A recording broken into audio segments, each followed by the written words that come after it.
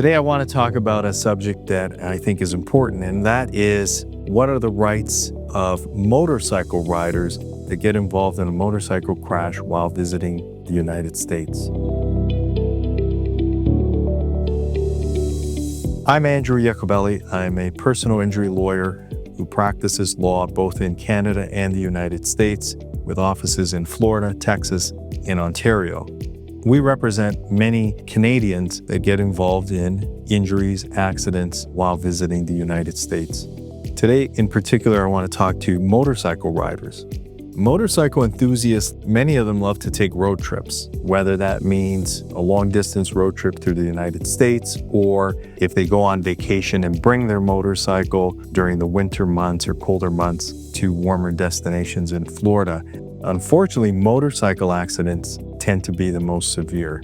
So, what are your rights if you're a Canadian motorcyclist involved in a crash in Florida? The good news is you have rights in the US and back in Canada. And that's important to know. A lot of motorcyclists don't realize that.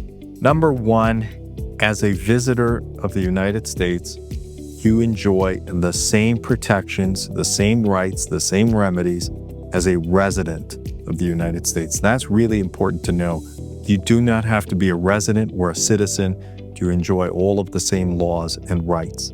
And the reason I say that's important to know is because oftentimes in the US, the rights and remedies available to people that are injured in car crashes or motorcycle accidents are actually superior or greater than what might be available in your home jurisdiction. So I'm going to use Florida as an example. If you're a motorcyclist from Canada and you get in a crash in Florida while riding your motorcycle and it's somebody else's fault. Okay, so let's talk about what your rights are in that context. Number one, you have the right to a no-fault claim. That means you have the right to immediate access to health care and lost wages irrespective of fault.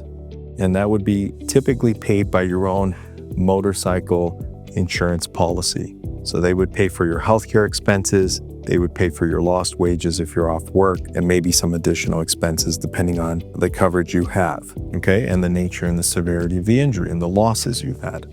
Number two, if it's somebody else's fault, so if another vehicle, whether it's a resident of the state where you are, or even another vehicle from another state altogether, you have the right to make a claim against that vehicle, which their insurance company will respond to. That's an important claim. It allows you to recover any expenses not covered by your own insurance, including, most importantly, pain and suffering. You can never get pain and suffering from a no-fault claim.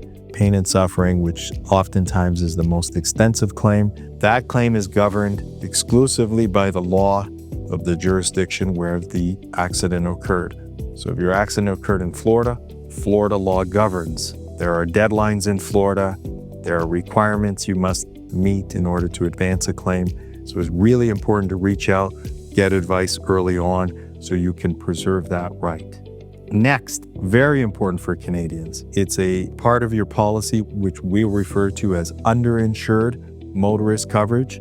We've got lots of videos on what that means, but in a nutshell, it means this. If the driver or vehicle that caused your injury either doesn't have valid insurance or doesn't have enough insurance to pay the full value of your claim, then you can also advance a underinsured motorist claim. That's a claim through your own auto policy. It acts like an excess policy in the case of a driver that doesn't have sufficient insurance. That's extremely common in the United States and in Florida in particular. Many vehicles on Florida roads have either no insurance or very little insurance to protect you if they hit you. So really important to speak to your lawyer about your own underinsured motorist coverage.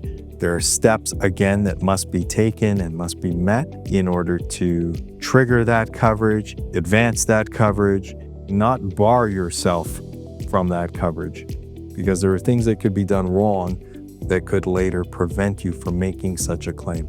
Most importantly, if you've been in a Florida motorcycle accident, seek medical attention immediately. Whether you're from Florida or you're a visitor from Florida, medical attention is one of the most important things you can do following a crash. Even if your injuries seem minor, get them checked out. Even minor injuries can turn into very serious injuries.